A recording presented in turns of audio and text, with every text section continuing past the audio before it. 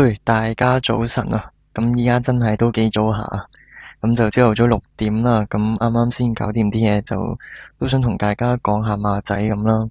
咁呢，今次就用個新啲嘅形式啦，咁因為相信大家如果度馬嘅話呢，喺其他節目呢都度好晒噶啦，咁就用個新啲嘅形式啦，大家當一個清談嘅形式，咁就同大家講下我對今次賽馬日嘅大局觀啦。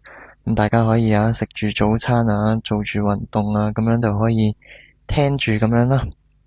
咁呢，今次就3月29號跑沙田 A+3欄啦。咁呢，就 A+3欄呢，就近排都係嚟前置來碟咁樣啦。咁就大家可以作個參考呢啲場地偏差。咁呢，今次呢，我就講咗先啦。我就比較中意呢，就係鄭俊偉搭住金城江嘅冷門咁大家可以留意下呢啲馬。咁呢，就唔係叫大家買騎師王、尼馬斯王啦。咁畢竟呢，呢啲都好多變數跑11場。咁呢，睇下先。咁講下頭場啦，就5班1400。咁呢，呢一場就有啲咩馬係值得留意呢？咁轉咗倉嗰隻部族高手啦，轉咗去廖康銘度一落班就咁呢啲呢，正正常常呢，抽個中檔呢，咁呢啲都係好嘅。但係呢，我又覺得我比較中意呢，就可以留意下呢隻7號嘅常常感恩啦。咁因為依家都做可以望住個賠率表同大家講。咁呢，依家常常感恩成15倍，我覺得呢啲馬會唔會太抵買呢？咁賽前呢，再試課閘。咁嗰課閘就放頭，咁呢啲馬望空跑呢，返嚟力弱就好正常嘅。咁佢都捱到第3。咁我哋睇下呢隻馬上次點樣跑。其實佢上次呢，抽佢一檔呢，就唔好嘅，佢失足成程根本冇騎過嘅。咁我哋睇返呢隻馬上季同今季贏馬呢，其實都係走住2碟。咁今次呢，抽個4檔，咁唔係太重磅啦，有啲分喺手，我相信仲。咁4檔我諗都係拍住嗰隻飛躍海船，咁佢走個2碟3位咧，跟前嗰啲3、4位，我覺得呢隻馬今場係幾好跑，狀態都仲喺度啦。咁因為你睇翻同場其他對手啦，嗰啲部族高手金鑽精靈、順善寶呢啲全部熱啲嘅馬咧，全部都係未出頭啊。咁所以咧，我又覺得呢啲馬係有啲疑問嘅。咁美神來嗰啲就比較被動啦，我覺得硬淨少少都係劍無情嘅啫。咁常常咁樣呢，大家可以攞嚟做膽啦，位置 Q 都好分啦，已經呢啲賠率。咁呢，我覺得有隻馬都要值得留意，呢隻嘅啱啱鄭俊偉搭金城江呢隻嘅知恩圖報啦。咁其實都有腳影捉下噶啦，呢隻馬臨落班都已經係跑近啦。咁雖然呢兩場好似輸7個幾馬位，咁其實你睇佢啲報嘅途程，我覺得呢一隻馬呢，暫時最好應該係1600嘅，但係呢，佢又今場報1400啦，咁我相信係關啲賽程嘅問題，因為呢隻馬隔咗1個月啦，咁上次出賽係28日啊，睇下翻先，係28日之前咯，咁你睇翻如果要報5班1600呢，要再等多2個禮拜，咁隔太耐。咁所以今次咧，佢係打黃牌報呢一場嘅鄭俊偉就，咁相信就笠翻個眼罩俾呢隻馬啦，初戴眼罩，咁就係俾啲新鮮感隻馬啦，刺激下佢，咁早段唔好太立啦。咁我覺得咧，呢隻馬咧有腳影捉過噶啦，佢又上過一次名啦，就喺內蘭坑。咁佢跑得好咧，呢一場1400咧都係金城江好早咧就攝咗隻馬埋欄。出閘一早就拖咗落去，咁佢最尾咧就一直俾前面馬塞住啦，好遲先移咗出嚟。咁移咗出嚟之後咧，隻馬有走勢，咁之後就換人啦。我諗金城江未必做到榜。咁換楊明倫嗰場咧就好刻意咁逼前隻馬嘅新城1600之後咧就咁嗰組都幾強。咁佢個第7咧其實就唔差嘅，2個半馬位。然之後落到嚟5班呢，我相信大家都可以留意住呢一隻馬噶啦。咁依家就成30倍嘅話呢，我覺得大家拖翻都無妨啊。呢啲有賠率嘅馬。咁再講啦，咁第二場呢，咁有咩馬值得留意呢？嗱，我又覺得呢，龍奧玲瓏同龍城強將呢啲馬呢，就抽咗個外檔啦。咁龍城強將幾多倍？我睇下先。咁佢都唔算熱，呢啲馬就心律不正啦。上次咁明明好開，心律不正，咁大家要留意翻啦。咁龍奧玲瓏呢，就抽過12檔啦。咁上次衝得幾好嘅。咁就潘頓搭呂健威咧，都上名率都好高下。咁呢啲馬咧，我就覺得作配嘅，因為今次佢真程1400啦。咁1400有樣唔好就係，我驚呢啲馬咧就跑過一場1400，嗰場咧就出閘快咗咧，全程就頂喺外邊，隻馬捉唔翻。咁呢啲馬如果跟前咗咧，末段係咪交得咁好咧，就未必嘅。但係都好睇潘頓發揮啦，因為佢繼續揀騎。咁我覺得穩陣啲咧，熱門咧就盛世威風會穩陣啲嘅。咁賽前試埋課閘，咁彈甩嚟放嘅。咁呢啲馬狀態喺度，我覺得仲有得升嘅，有分係手嘅呢啲馬。咁咧，如果揀位置 Q 咧，依家有啲分頭，我相信係呢隻12號嘅家家有福啦。咁今次上嚟跑1400，咁睇血統都啱嘅。咁你見到呢隻馬咧，最近咧，都均速而回嘅，佢擺前少少返嚟嘅話，咁真情斷估就啱嘅。咁嗌到嗱都上隻馬拍咗貨啦，咁都係咁換人騎噶啦。呢啲有福係今季就唔係好似上季咁湯普森騎晒，咁所以就唔係好懷疑呢啲馬嘅。咁依家進度差唔多嚟啦，咁依家有成10倍咧，我覺得係幾好瞓。咁攞嚟做位置 Q 啦，可以俾大家參考下。咁最緊要都係睇臨場嘅啫呢啲。咁再講啦，第5場啦，4班1000。咁我哋睇下報名表，其實我都幾中意睇啲報名。嗱，咁咧呢場1000咧就有4隻打王牌啦。咁其中咧，你見到其實如果唔計嗰啲延遲加入咧，係啱啱好夠數嘅。啱啱好夠14隻，咁全部咧都係夠滿咗額之後先延遲報名攞保護權嘅呢啲馬，所以就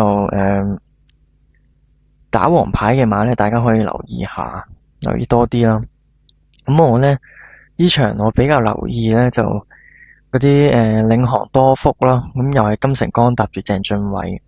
點解要留意咧？因為呢隻馬上次咧初出就抽咗個內檔啦，咁好段好早捉噶啦，但係都係望空嚟跑，咁去到末段呢，有少少外線啦，咁就唔係好騎到，之後後尾嗰啲英雄豪埋咁壓埋出嚟，雖然好近終點，咁嗰陣隻馬未夠噶，咁再睇翻佢賽前啦，依家啲神貨咧，我覺得隻馬係靚咗好多，咁今次又抽翻個外檔啦。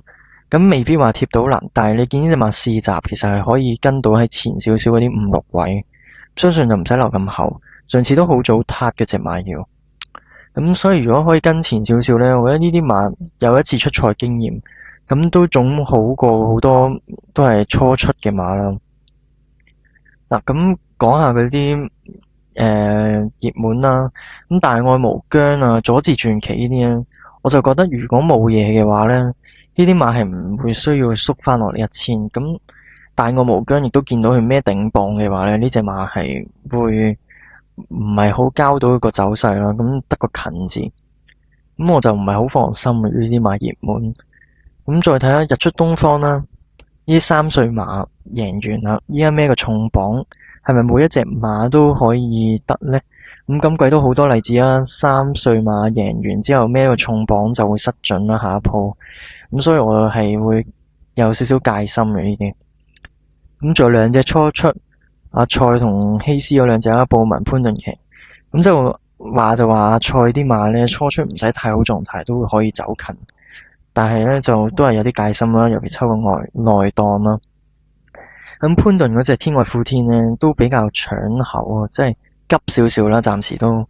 所以咧呢啲馬就有少少戒心。咁不如就包翻啲有出賽經驗嘅馬啦。咁講緊，我覺得呢隻新輝之星咧，其實都要留意噶啦。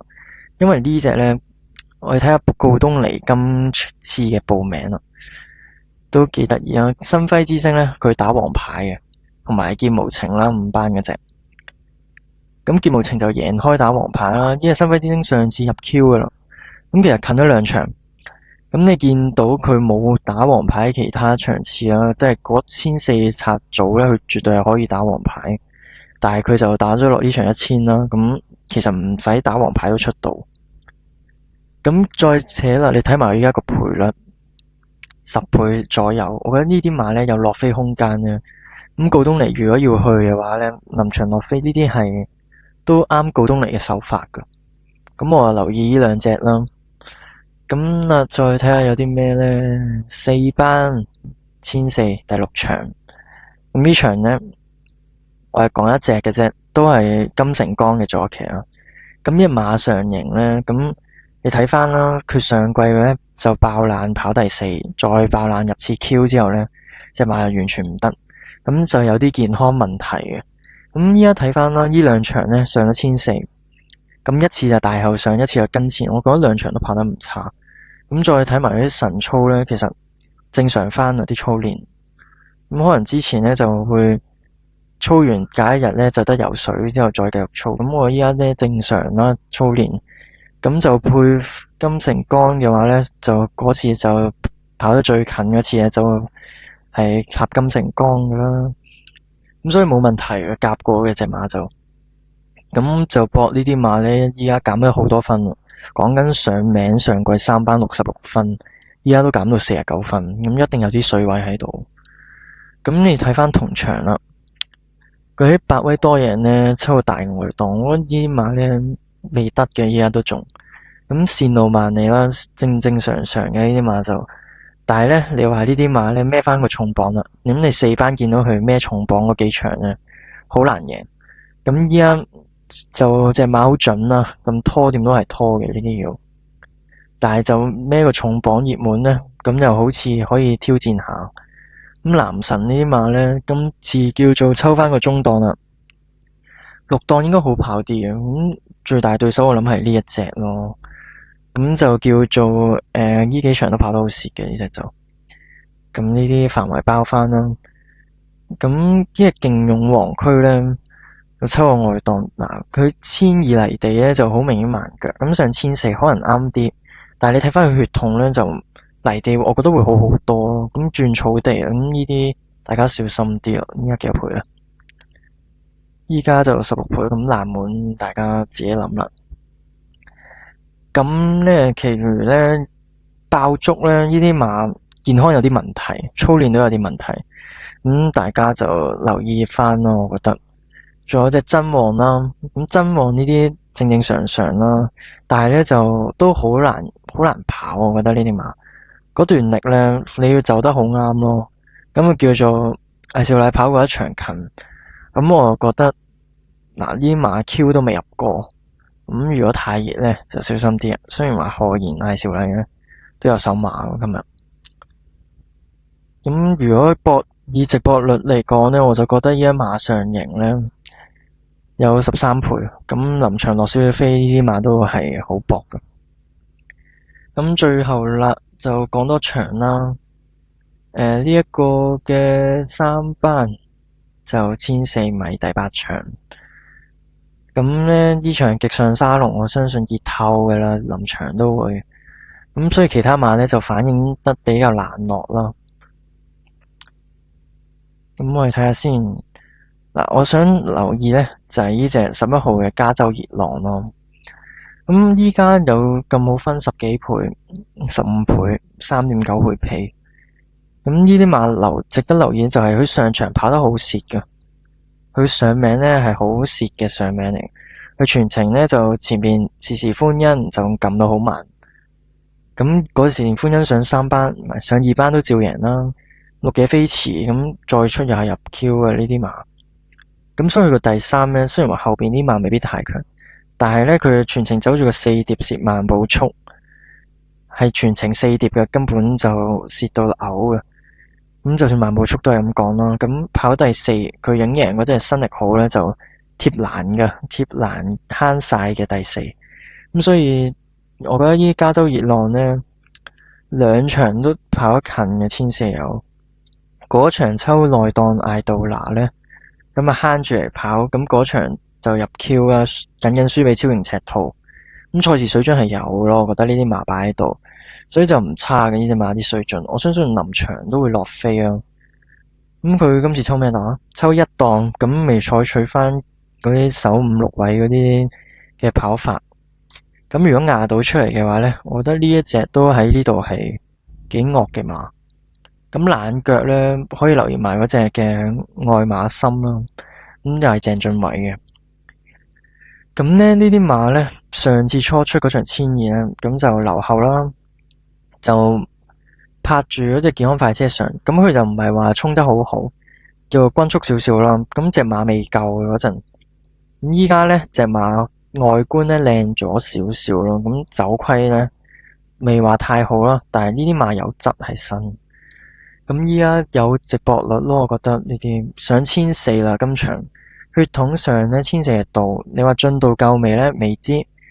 咁大家臨場睇下呢啲馬啦，有冇狀態啊？鄭俊偉有冇動靜啊？咁咯，3歲上1400，咁就信呢隻馬有啲質素啦。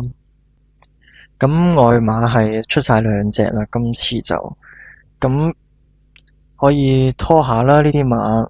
咁相信極上沙龍就都惡嘅，咁可以試下雙膽4連環拖翻包翻隻愛馬森呢範圍咯，其他腳自己諗啦。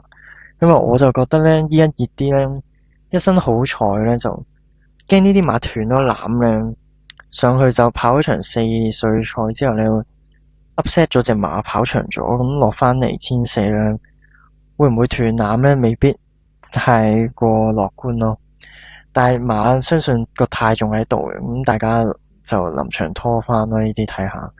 神池咧就呢啲馬一定有分嘅仲，但係咧就好似今季係咁上下跑落，唔知點解。咁所以咧喺呢啲馬都唔係太過硬淨之下咧，我覺得就可以拖啲冷門，咁就去搏下啦，位置 Q 都好啊。好啦，咁今次咧就講咁多先啦。咁大家臨場咧就可以參考一下，咁啊睇下我講嗰啲馬，大家啱唔啱心水？跑道形勢啱唔啱呢啲馬發揮啦？好，咁今次咧呢個清談就咁多先啦。我哋下期節目再見，拜拜。